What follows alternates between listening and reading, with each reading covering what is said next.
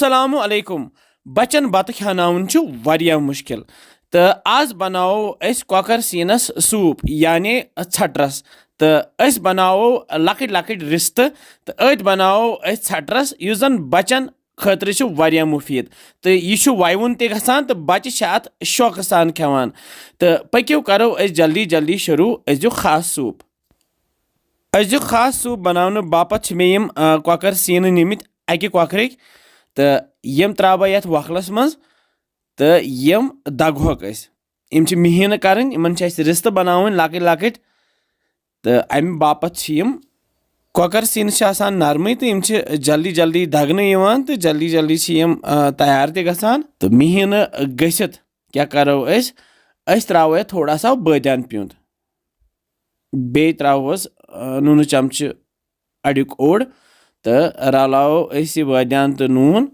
तो दगहोन बे यह जल्दी जल्दी दगने तिकाज कोकर मस नरम यपर थो मे गैसस पे कड़ाई अत मज त्रो मे आब तो आब गो सोखबोल थोड़ा अथस मुथ मे आब कतर तो अस बनाओ वन लकट लकट रिस्त कन बनावान रिस्त मगर यह मसालो बगैर इस जन बचन त्रो यह ताय मज यह गो दोम 3 4 5 6 7 8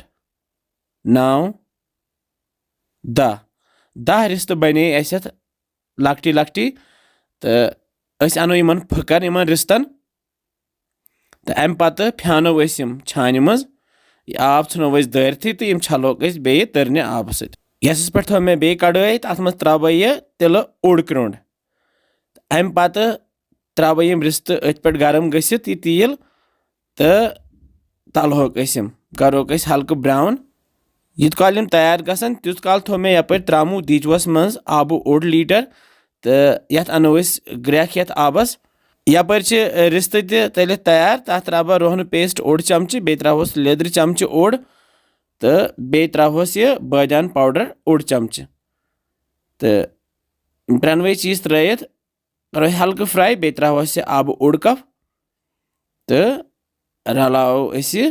अनहोस ग्रेख ग्रेख यित यपर आब तो सोन ग्रेकान तो यह त्रावो रिस्त अथ मज पे त्रावोस नून चमच ओड़ बे तो रलाओ थवोस पे वन डखन तो करहोन वन तैयार क्या काल गसित सोन सूप तैयार तो बह कड़ कवल मज यह सूप यह छटरस तो बे कड़ोस रिस्त यपर सोन बत तैयार बच्चस खतर बे त्रहोस यह कोकर रिस्त तूर यह रलाओ तो दिमो बच्चस अत बच्चे शौक सान खेवान यू लाइक रिस्ता Yes. Mariam, your papa is ready.